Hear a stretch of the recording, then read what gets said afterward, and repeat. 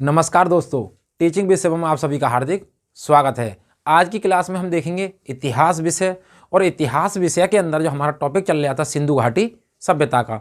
तो सिंधु घाटी सभ्यता के बारे में हमने आपको बताया था कि सिंधु घाटी सभ्यता का विस्तार कहाँ तक है और कौन कौन से प्रांत तक है। तो सिंधु घाटी सभ्यता का जो विस्तार बताया था हमने, पाकिस्तान, अफगानिस्तान और भारत के अंदर 3 देशों में इसका विस्तार है।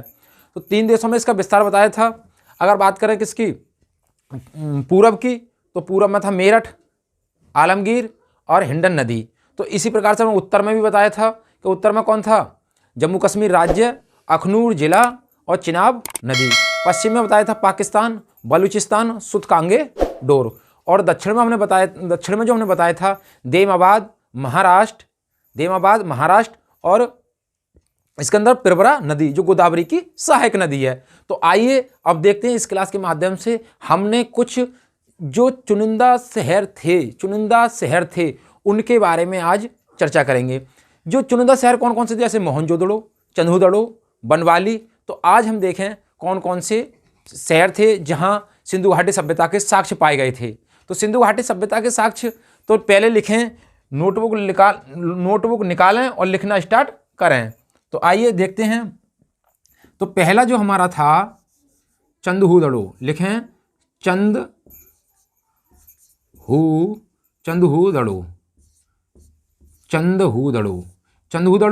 या इसी को कहते हैं हम चंदहूदड़ो कहें या चंदहूदड़ो कहें, एक ही बात है। तो ये स्थान कहाँ पर है? तो अगर इस स्थान की अगर हम बात करें तो ये स्थान है हमारा सिंध प्रांत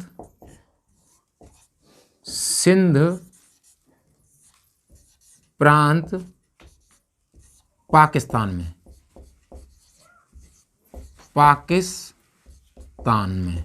कहां पर है ये स्थान? तो सिंध प्रांत में है और पाकिस्तान के अंदर है। कौन सा? चन्हूदड़ो। और ये जिला कौन सा है? तो नवाबशाह जिला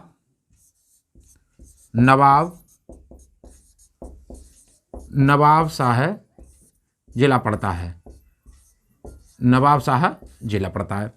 सिंध प्रांत पाकिस्तान के अंदर नवाबशाह जिला पड़ता है चंदहूदड़ो के अंदर। अगर चंदहूदड़ो की बात करें तो चंदहूदड़ो में जो सब क्या क्या पाए गए थे, उसके साक्ष्य, सिंधु घाटी सभ्यता के क्या क्या साक्ष्य पाए गए थे उनके बारे में देखें। तो सिंधु घाटी सभ्यता में जो साक्ष्य पाए गए थे, तो यहाँ कारखाने थे और जो मेकअप का सामान होता वो था। बकराकार ईंटें पाई गई थी चंदहूदड़ो के अंदर। और इसकी खोज किसने की थी? तो 1930 और 1931 के बीच में एजी मजूमदार ने इसकी खोज की थी। उत्खनन कब किया गया था इसका? तो 1935 ईस्वी में अर्नेस्ट मे के द्वारा इसका उत्खनन किया गया था। तो लिखें, अगर हम बात करें किसकी, इसकी खोज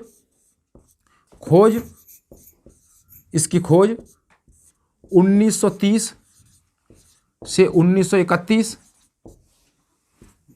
1930 ईस्वी से 1931 ईस्वी में एजी मजूमदार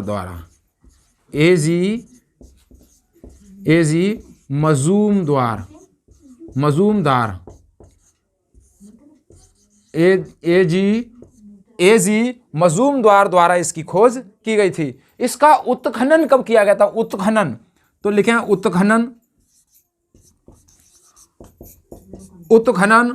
1935 ईस्वी में उत्खनन किया गया था। 1935 ईस्वी में किसके द्वारा? अर्नेस्ट मे के द्वारा। तो लिखें अर्नेस्ट मे के द्वारा इसका उत्खनन किया गया था। खोज इसकी एजी मजूमदार ने की थी। क्या क्या साक्ष्य पाए गए थे? तो वो लिखें, साक्ष्य की अगर बात करें तो क्या थे? कारखाने के साक्ष्य। कारखाने कैसे थे? तो कारखाने थे भैया मोती या मनके बनाने वाले, मोती या मनके के। कैसे कारखाने थे? मोती या मनके के। मोती और मनके, जो मोती और मनके होते हैं उनके लिए एक गाड़ी थी पीतल की गाड़ी के साक्ष्य, क्योंकि जब जो उनके लिए ले जाते थे तो किससे ले जाते थे? गाड़ी से। तो गाड़ी के साथ पीतल की गाड़ी के साक्ष्य पाए गए, उनसे मोती और मंड के जाते थे। तो कहां? सिंधु घाटी सभ्यता के अंदर। और कौन सा शहर? चंदहूदड़ो के अंदर। तो लिखें यहां पे पीतल की गाड़ी के साक्ष्य, पीतल की गाड़ी के साक्ष्य, पीतल की गाड़ी के साक्ष्य। चा से चेहरा, चा से चेहरा, चा से चंदहूदड़ो, चा से चेहरा और चा से चंदहूदड़ो। अब चेहरे पे तुमने देखा होगा लेडीजें क्या लगाती हैं? मेकअप लगाती हैं। लेडीज क्या लगाती हैं? मेकअप लगाती हैं, अपनी सुंदरता बढ़ाने के लिए नेल पॉलिश लगाती हैं, लिपस्टिक लगाती हैं। तो क्या लिखे हैं इसमें भैया? किस किस के साक्ष्य पाए गए थे? तो लिखे हैं नेल पॉलिश। क्या मिली थी यहां पे? Nail polish, nail polish. और नेल पॉलिश के साथ साथ क्या लगाती हैं? लिपस्टिक मिली थी भैया। कहां? चंदहूदड़ो के अंदर। तो चा से चेहरा और चा से चंदहूदड़ो। तो लिपस्टिक, लिपस्टिक, लिपस्टिक के साक्ष्य कहां पर मिले थे? तो चंदहूदड़ो के अंदर। और नेल पॉलिश कहां मिली थी? चंदहूदड़ो के अंदर। अब लिपस्टिक लगाई तो देखेंगे किसमें? शीशे में। तो शीशा के भी साक्ष्य कहां मिले थे भैया? शीशा। और शीशा के साथ साथ क्या मिला था? कंघी के साक्ष्य, क्योंकि बाल काटने हैं ना, तो कंघी। तो शीशा और कंघी, शीशा, कंघी और नेल पॉलिश और लिपस्टिक, ये इसके साक्ष्य कहां मिले थे? तो इसके जो साक्ष्य मिले थे चंदहूदड़ो के अंदर। बक्राकार ईंटें मिली थी, बक्राकार ईंटें। तो लिखें बक्राकार, बक्राकार ईंटें, बक्राकार ईंटें मिली थी। और यहां पर कोई भी दुर्ग नहीं था। तो लिखें कोई भी दुर्ग नहीं, कोई भी दुर्ग नहीं, कोई भी दुर्ग नहीं था। तो चंदहूदड़ो की अगर बात करें तो चंदहूदड़ो में याद करने को कुछ नहीं है आपके लिए। तो क्या करना है आपको? चा से चेहरा और चा से चंदहूदड़ो। तो चंदहूदड़ो के अंदर जो महिलाएं चेहरे पे क्या क्या लगाती हैं वो आपको याद कर लेना है। क्या क्या लगाती हैं? लिपस्टिक है, लिपस्टिक लगाती हैं, लगाती हैं, लिपस्टिक है। नेल पॉलिश लगाती हैं नाखूनों से, नेल पॉलिश। शीशा, कंघी, कारखाने, मनके बनाने के कारखाने, पीतल की गाड़ी से जाते थे, पीतल की गाड़ी के साक्ष्य, बक्राकार ईंटें। और यहां पर कोई भी दुर्ग नहीं था। चंदहूदड़ो की खोज की थी 1930 और 1931 के बीच में। किसने? जो एजी मजूमदार द्वारा खोज की गई थी इसकी। और कहां पर है ये? तो सिंध प्रांत पाकिस्तान के अंदर है। जिला पूछे तो नवाब शाह जिला है, नवाब शाह जिला है। अगर हम इसकी बात करें कि इसका उत्खनन कब किया गया था? इसका उत्खनन किया था किसने? अर्नेस्ट मे के द्वारा 1935 का था। चंदहूदड़ो, तो चंदहूदड़ो के से आगे दूसरा हमने शहर लिया है मोहनजोदड़ो। मोहनजोदड़ो कहाँ है? मोहनजोदड़ो का अर्थ क्या होता है? और मोहनजोदड़ो में सिंधु घाटी सभ्यता में देखा तो क्या क्या साक्ष्य पाए गए थे उनके बारे में देखें। तो मोहनजोदड़ो, मोहनजोदड़ो का जो शाब्दिक अर्थ है, मोहनजोदड़ो का जो अर्थ है वो है मृतकों का टीला, मृतकों का टीला, मृतकों का टीला। मोहनजोदड़ो का अर्थ है मृतकों का टीला। इसकी खोज किसने की थी? तो इसकी जो खोज की थी भैया अगर बात करें तो 1922 ईस्वी में राखलदास बनर्जी ने इसकी खोज की थी। राखलदास बनर्जी ने। तो लिखें राखलदास बनर्जी, राखलदास बनर्जी। राखलदास बनर्जी ने इसकी खोज की थी 1922 ईस्वी में। कहां पर है ये स्थान? मोहनजोदड़ो है कहां? तो सिंध प्रांत, वही सिंध प्रांत पाकिस्तान, सिंध प्रांत पाकिस्तान, सिंध प्रांत पाकिस्तान। और सिंध प्रांत किसके? सिंधु नदी के दाएं तट पर। तो दाएं तट पर, कहां पर है? दाएं तट पर, दाएं तट पर है। अगर जिला पूछ ले, खकोर के पूछा अंदर से जाके, तो जिला था लरकाना जिला। कौन सा जिला था? लरकाना जिला। तो यही लिख ले भैया लरकाना जिला। कहां पर है ये लरकाना जिला? पाकिस्तान के अंदर लरकाना जिला, लरकाना जिला। यहां क्या क्या पाए गए थे? तो यहां जो पाया गया था, यहां मोहनजोदड़ो का सबसे बड़ा जो पाया गया था अन्नागार। तो मोहनजोदड़ो में सबसे बड़ा जो स्थान पाया गया था वो था अन्नागार। तो यहां लिखें सबसे बड़ा साक्ष्य। क्या क्या साक्ष्य पाए गए थे यहां? साक्ष्य, तो साक्ष्य था इसका इसका सबसे बड़ा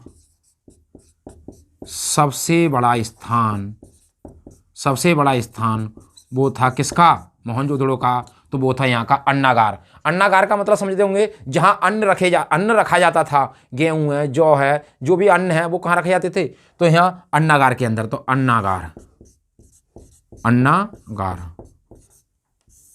अन्नागार और मोहनजोदड़ो का सबसे बड़ा सार्वजनिक स्थल क्या था? तो मोहनजोदड़ो का जो सबसे बड़ा सार्वजनिक स्थल था वो था स्नानागार। तो सबसे बड़ा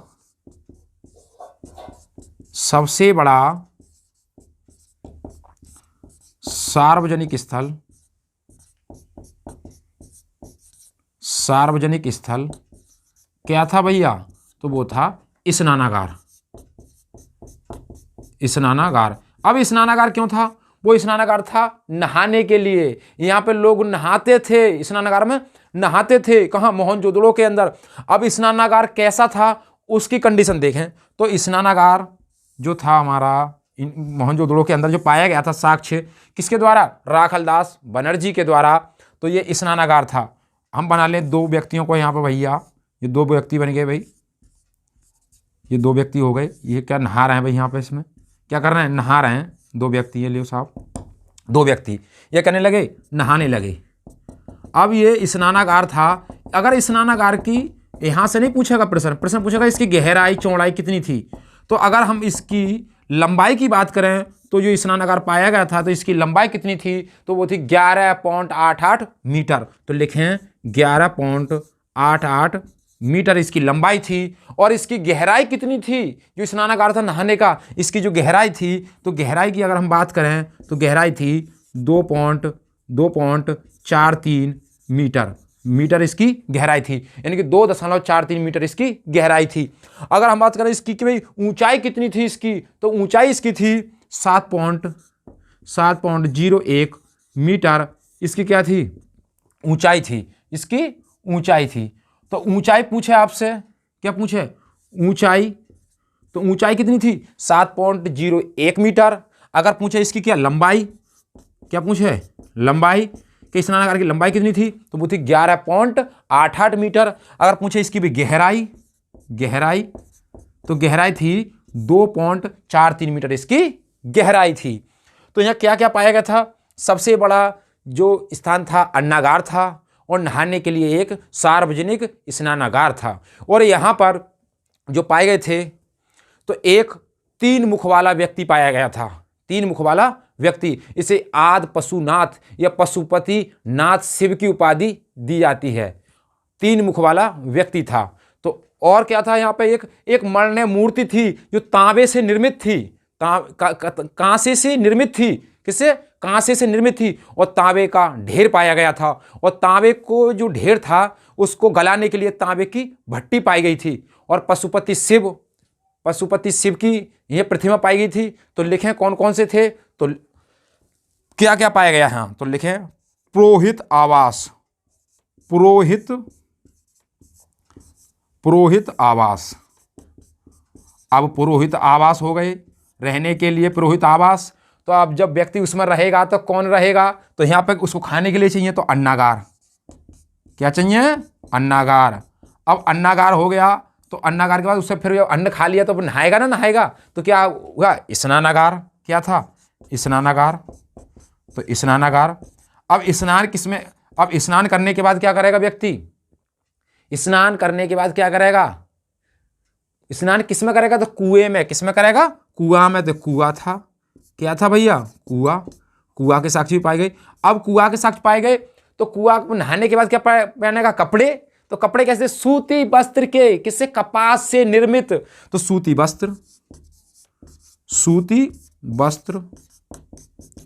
वस्त्र और किससे निर्मित थे भैया?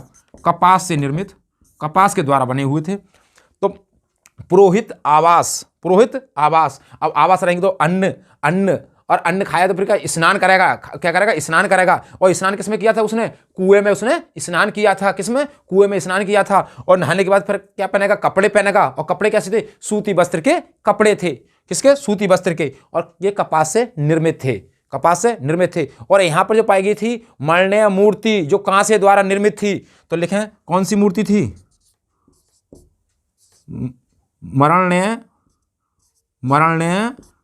मूर्ति, मरणीय मूर्ति, मरणीय मूर्ति जो किससे बनी हुई थी? कांसे से निर्मित थी। किससे? कांसा से निर्मित थी, कांसा से निर्मित थी। और तांबे का ढेर पाया गया था, तांबे का ढेर, तांबे का ढेर। तो तांबे का ढेर कहां मिला था? मोहनजोदड़ो के अंदर, मोहनजोदड़ो के अंदर तांबे का ढेर। तो यहां पे लिख लें तांबे का, भैया तांबे का ढेर, तांबे का ढेर। तो मोहनजोदड़ो का अगर हम बात करें शाब्दिक अर्थ मृतकों का टीला था। 1922 ईस्वी में राखलदास बनर्जी ने इसकी खोज की थी। सिंध प्रांत पाकिस्तान लड़काना जिला, सिंध प्रांत पाकिस्तान लड़काना जिला और सिंधु नदी के दाएं तट पर यह स्थित है।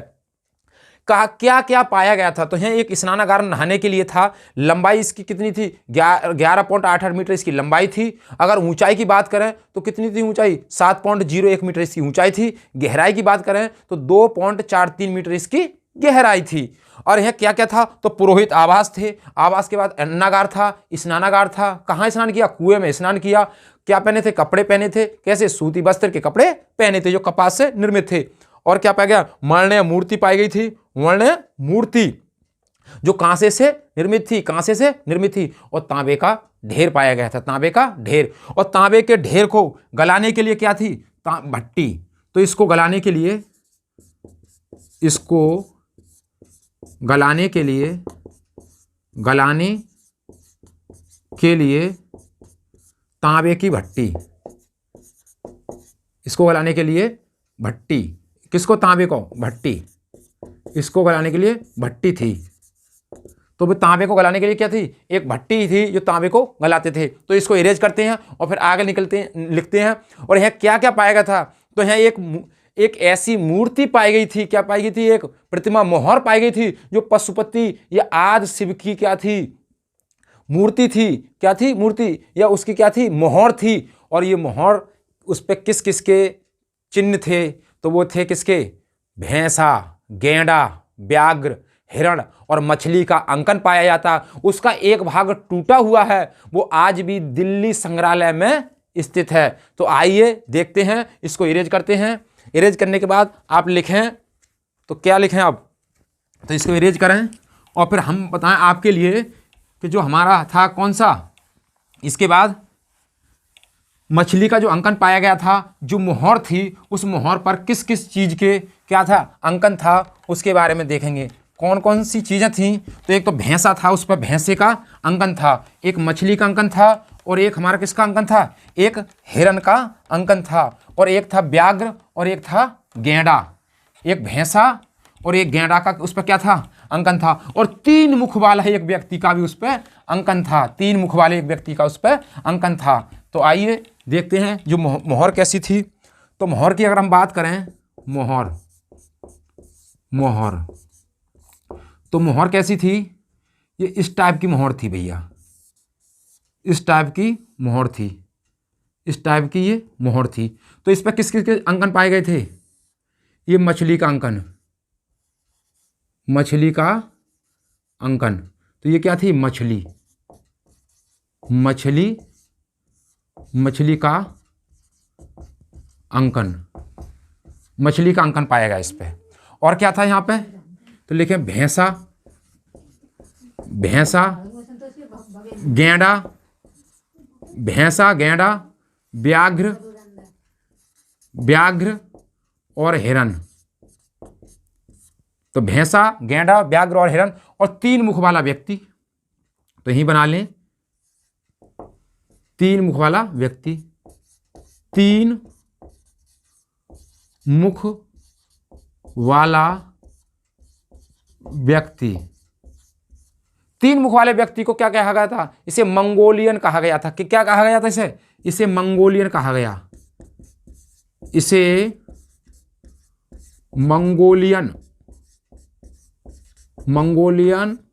मंगोलियन पुजारी कहा गया, मंगोलियन पुजारी कहा गया। किसे? जो 3 मुख वाला व्यक्ति था उसे मंगोलियन पुजारी कहा गया था। और इसे कहते हैं आदि शिव। क्या कहते हैं इसे? आदि शिव की प्रतिमा दी गई थी। आदि शिव या आदि शिव, तो यहां पे लिख रहे हैं आदि शिव, आदि शिव, आदि शिव, आदि शिव या पशुपति शिव, पशुपति शिव, पशुपति शिव कहा गया था इसे। आदि शिव या पशुपति शिव कहा गया था। तो जो मोहर पाई गई थी, और इसका जो टूटा हुआ भाग है, ये जो टूटा हुआ भाग है इसका, ये देख पा रहे हैं आप, टूटा हुआ भाग है। ये टूटा हुआ भाग आज भी कहाँ स्थित है? तो ये यहाँ लिखे हैं दिल्ली, दिल्ली संग्रहालय, दिल्ली संग्रहालय में है, दिल्ली संग्रहालय में है। तो इस मोहर का जो टूटा हुआ भाग है वो कहाँ? दिल्ली संग्रहालय में है। आदि शिव या पशुपति शिव की उपाधि दी गई थी। और इस मोहर पर कौन कौन सी चीजें थी, तो वो आपसे एग्जाम में ये पूछेगा आपसे, एनटीपीसी का हो या ग्रुप डी का हो, कोई भी परीक्षा हो, उसके अंदर पूछेगा आपसे कि जो मोहनजोदड़ो के अंदर जो मोहर पाई गई थी उस पर निम्न में से किसका चिन्ह नहीं था या किसका अंकन नहीं था। तो आपको ये पता होना चाहिए, भैंसा था, गैंडा था, व्याघ्र था और हिरन था और मछली था, 3 मुख वाला व्यक्ति था। तो ये सब क्या थे? अंकन थे। अगर नया पूछ ले तो वो अंकन नहीं था। तो उम्मीद करता हूं दोस्तों वीडियो अच्छी लगी होगी। यदि वीडियो अच्छी लगी हो तो वीडियो को शेयर करें, सब्सक्राइब करें और लाइक करें, और कमेंट बॉक्स में वीडियो से संबंधित अपना सुझाव अवश्य दें। ऑल द बेस्ट, थैंक्स, जय हिंद, जय भारत।